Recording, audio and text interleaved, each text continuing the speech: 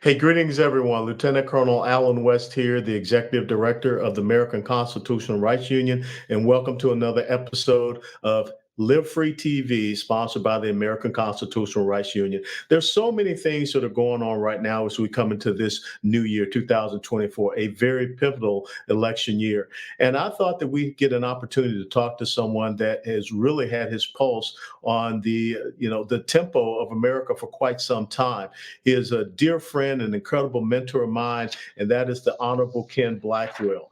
Honorable Ken Blackwell served as a senior transition official for President Donald J. Trump's White House and was appointed to the Presidential Commission on Election Integrity.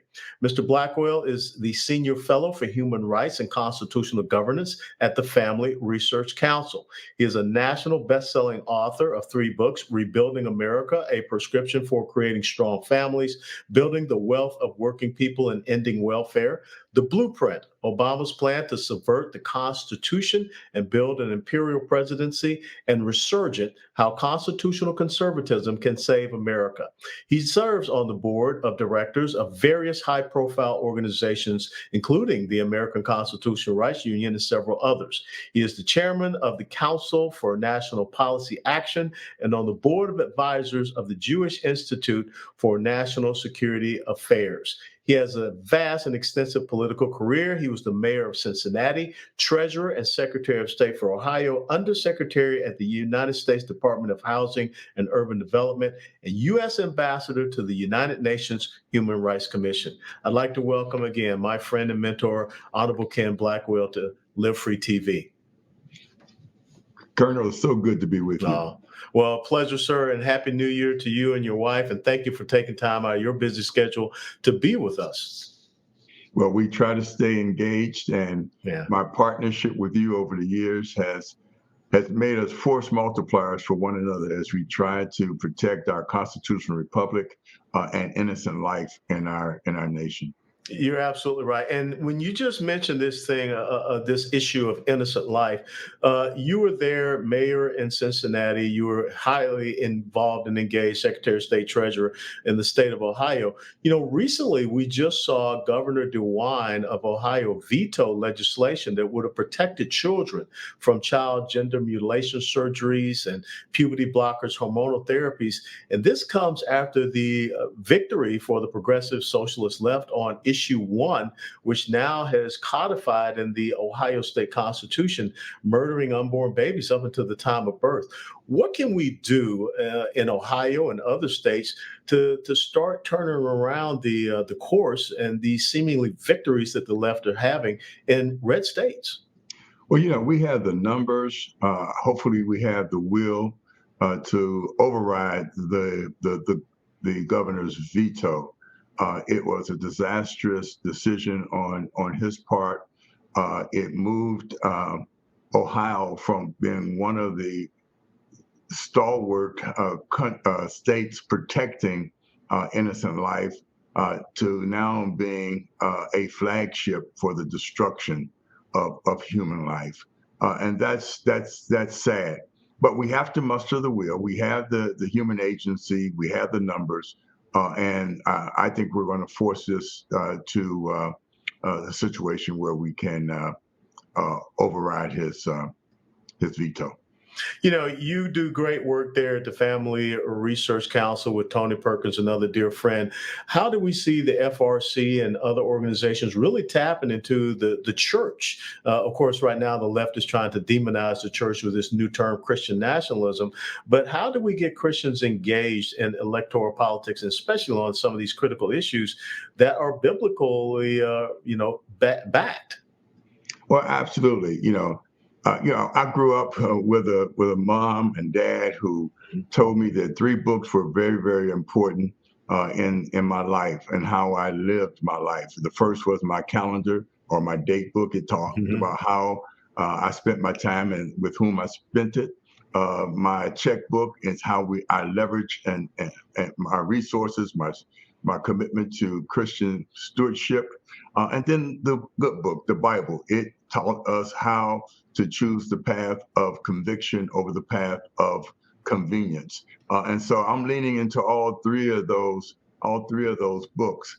you know, at FRC, we talk about how we spend our time and with whom we spend it. And a lot of our time is spent with other believers in our church communities.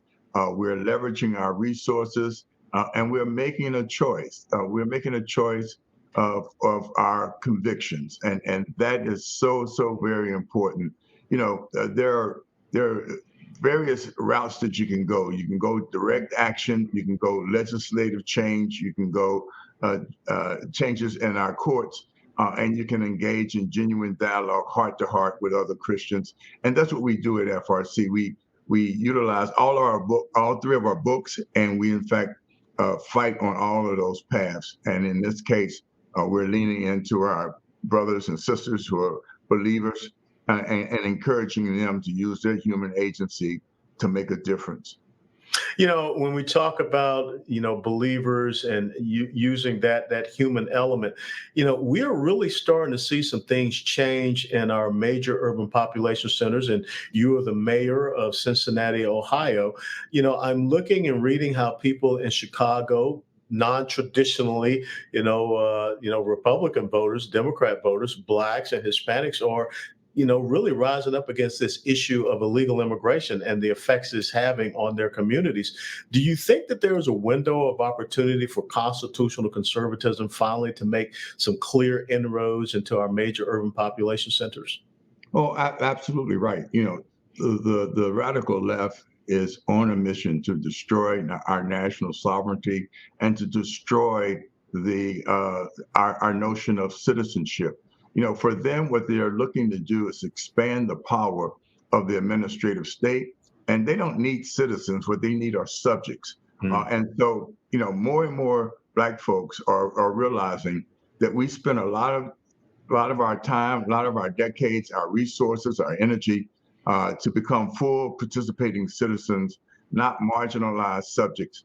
And what we are starting to see is that people who want safe communities where they can raise their children, where they in fact understand the surge of killing drugs in our communities that are part of a open border destruction of our national sovereignty. And I think that what we're seeing is that more and more folks are saying enough is enough, and they're looking for an alternative route. They're looking for jobs and opportunities. They're looking for safe neighborhoods. They're looking for some common sense.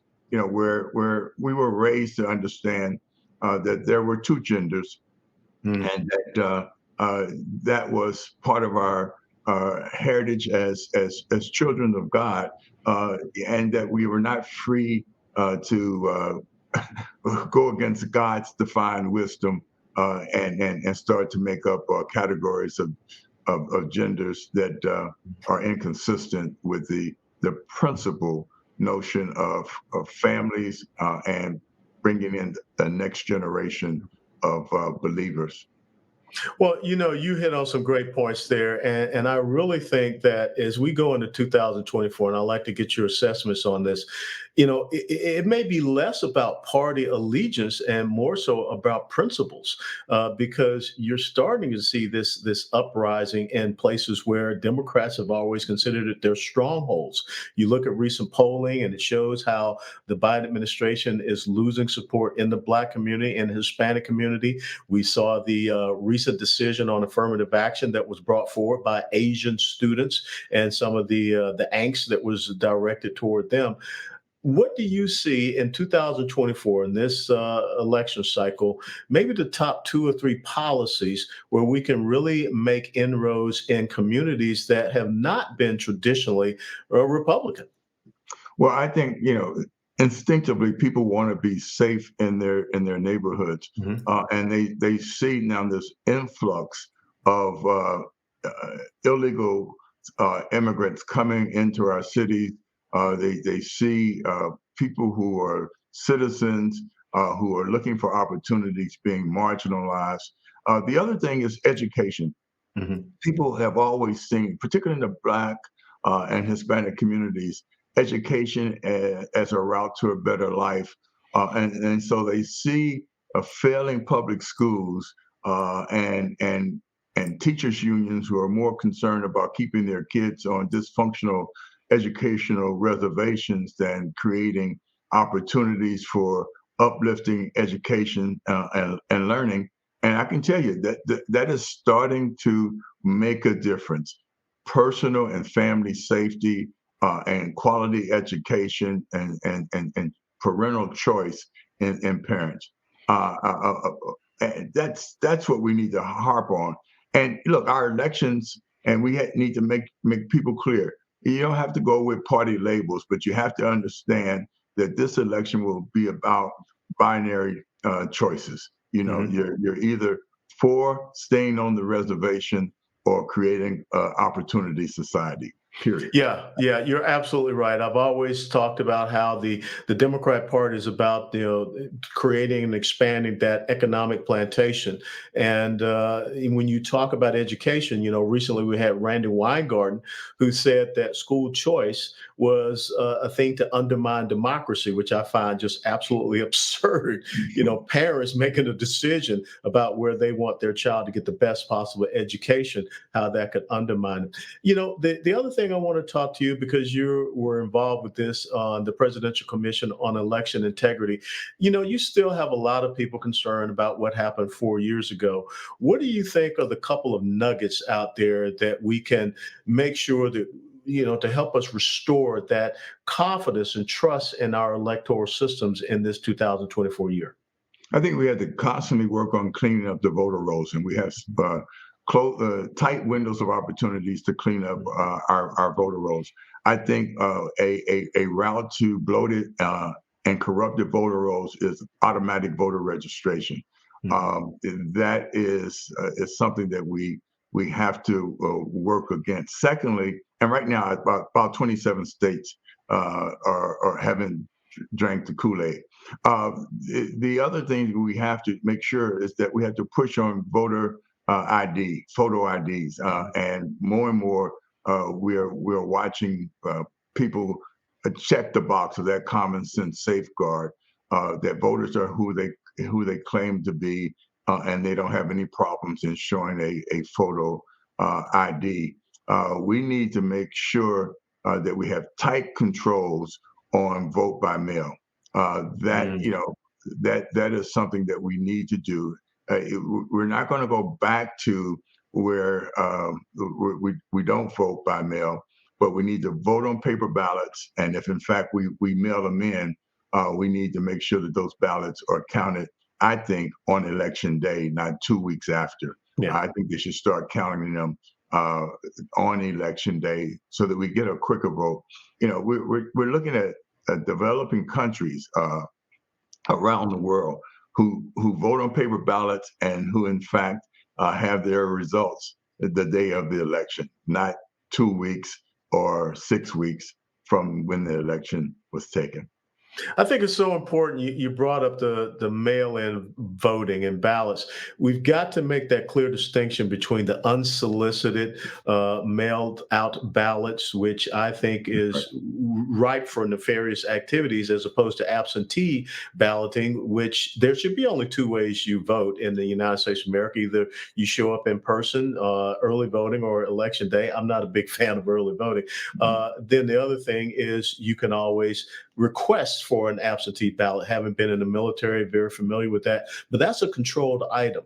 These unsolicited mail-out ballots are not controlled. So I think that's something we need to pay attention to. And then also, are you concerned when you hear certain governors of certain states, Pennsylvania, New York, come to mind, where they're clearly saying they want illegals to be able to vote in our elections? Yeah, what happens is that they basically say that they have the right to allow them to vote in municipal elections, and then you have so loose controls. It becomes very difficult to keep them from voting in federal elections. And Mhm. so the reality is that we should stop this assault on citizenship. Mhm. Citizens should be allowed to vote. Non-citizens should not be allowed to vote. Pure and simple, straightforward, full stop. Yeah, I don't think there's any other country in the world that would allow you or me to show up in their country and get an opportunity to first and foremost get welfare on the basis of their citizen taxpayers and then to vote in their elections. Last thing I want to cover with you, because you just took a very incredible trip, part of a delegation with former governor and presidential candidate Mike Huckabee over to Israel. And we all know what's going on there with Israel. And it really perplexes me how we have people in the United States of America taking the side of a designated Islamic terrorist organization against a recognized nation state. Tell us about your visit over to Israel, what you were able to see, and what is the mood, what's the morale of the people of Israel right now? The people of Israel are ready to fight back. The Israel Defense Forces are ready to de-Hamas, do away with Hamas. So the de-Hamasification effort is going on, and the Israeli Defense Forces are determined to totally destroy the infrastructure. Look, on October the 7th, 1,200 plus Israelis were killed and terrorized. They went into Israeli territories, kibbutzim, and not only killed but raped and pillaged these places, and it was the most significant attack on Jews since the Holocaust. And so, what we now are witnessing is the Israeli determination to make sure that they wipe out the threat. There are miles upon miles of underground tunnels. These Hamas has determined that it will protect its command centers by putting those command centers under hospitals and other innocent civilians. But the Israelis are not indiscriminately, but in a pinpointed way, going after those forces.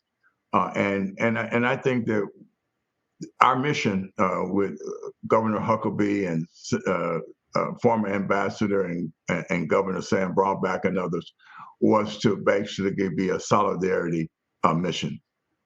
That we understand the nature of the attack, we understand the puppets of Iran who are attacking, whether it be Hamas or Hezbollah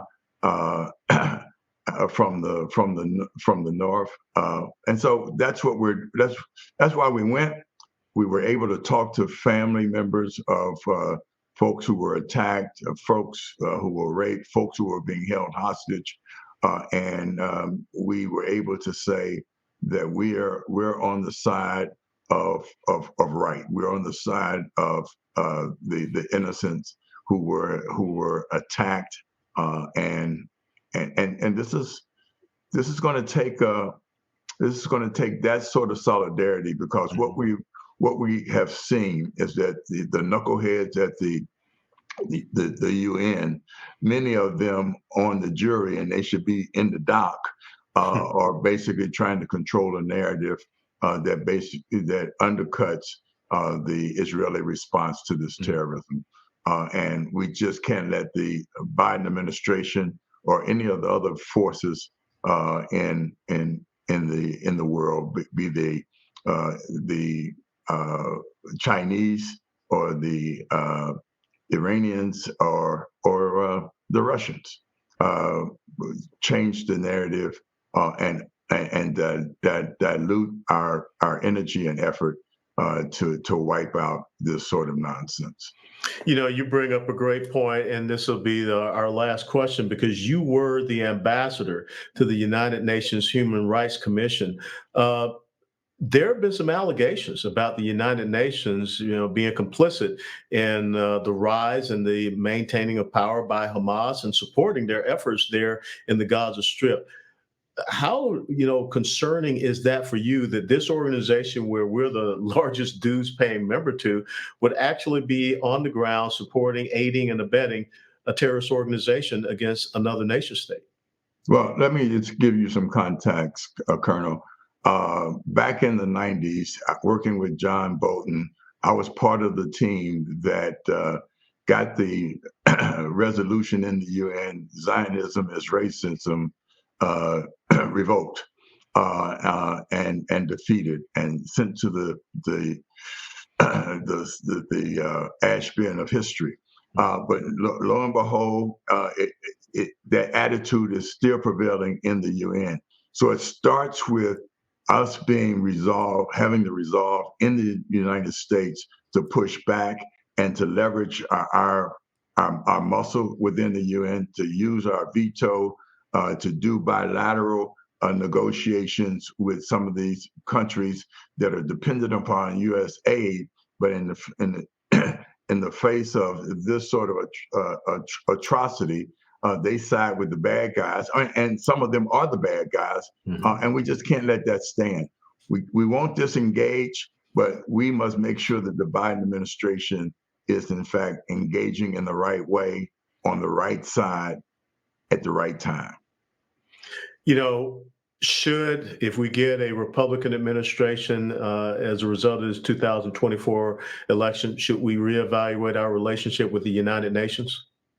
I think we should look for a team, much like we had with the Bolton team and others, to go in and change our behavior, because we in fact we are the world's superpower, and we need to in fact act like it, not because we're just a military might, but we're on the right side of right. We in fact are on the right side of history, and we're on the right side of morality. Well, Honorable Ken Blackwell, I want to thank you so very much for taking your time to be with us here at Live Free TV, sponsored by the American Constitutional Rights Union. Where can people follow you at your different organizations that you serve, so we can stay in touch with you and all your great work? You just go to frc.org and look me up there. Well, we appreciate it, and I look forward to seeing you out and about in this 2024 year. It's a pivotal year for, like you said, the future and the legacy of our constitutional republic. So God bless you, and thank you so much again for being a fantastic mentor to me. Well, God bless you, and God bless ACRU. Thank you so much.